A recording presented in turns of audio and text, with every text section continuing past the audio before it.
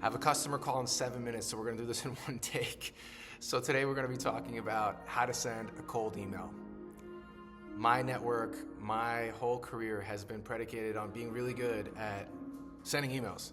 Gmail allows you to send 2,000 emails per day. I learned this in 2013 when I got banned for 24 hours for hitting the limit. Now, back then, I didn't have a network. I was cold emailing every single Harvard Business School professor, Columbia Business School professor, investors, founders, you name it. I was getting my name out there. And I wasn't asking them for anything. Most people, when they send that first email, what are they asking for? They're asking for a job. They're sending their resume. They're asking for money. They're asking for someone's time. Don't ask to want anything in that first touch point. 80% of sales happen between the 5th to the 12th contact point. What does that mean? That means that if you're trying to convince someone of something, if you're trying to get them to buy something, it takes 5 to 12 touch points. That first email, that's touch point 1. Maybe you connect on LinkedIn. Maybe you follow up, I don't know why the thumb, you follow up with a post. You follow up email. Eventually, you get to 5 to 12. It takes time. That first email, your intention, whether you're a high school student, a college student, you're in the workforce, is to simply let them know you exist.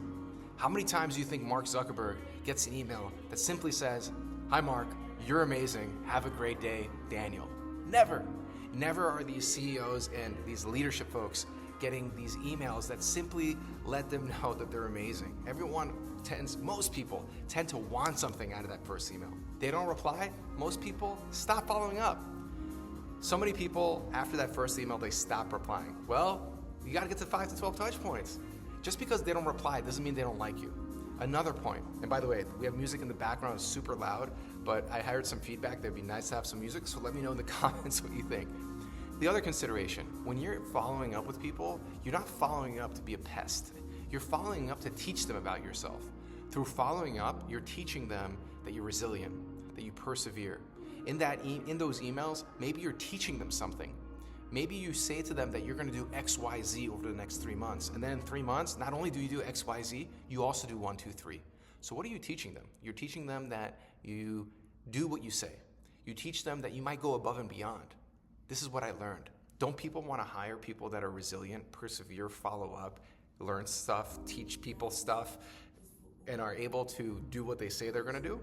Whether it's hire them, whether it's invest in them, through your follow-up emails, you're telling a story. And by the way, sometimes, especially if you're working on a project, whether you're working on a project, whether you're a student, people live vicariously through your story. I can't tell you how many times I've emailed people over years, and then when I finally was able to meet them in person, it felt like we knew each other. I think of Professor Cespedes from Harvard Business School, who was so gracious to reply to my emails and end up meeting me, and then we met again about a year ago, and we built such an incredible rapport, and I can share that with so many other folks who I've been able to email over the years, who simply, I didn't want anything from them other than to learn or to let them know how amazing they are. Their work is amazing, and I resonate with what they're up to. So that's my approach. My suggestion to you, first of all, is to set a goal for yourself. Send an email, one email. If you don't send the email, you know what the response is gonna be.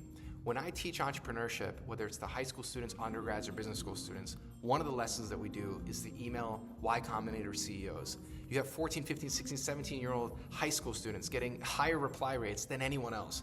Why is that? Because it's so rare for high school students to reach out to one of these CEOs of these large companies and say, "Hey, you're incredible." And by the way, those lead to internships. I think of Keller from Zipline, who's been so amazing at replying to my students, and they get so shocked. Rob Manfred, the MLB commissioner, replied to one of my students this past summer at Columbia. Just incredible. So whether or not you're a student or you're in the workforce, however old you are, whatever stage of your career you are, take advantage of building this skill. Learn over time. If you're a student, lean into your student card, lean into your student domain. That's my suggestion. Send an email and then make that a habit. You don't have to send 2,000 in a day. Start with 1 email, start with 2 emails, 5 a day, 5 a week, something that you can stick to and develop that muscle. Over time, you're gonna see that beautiful serendipity is gonna happen.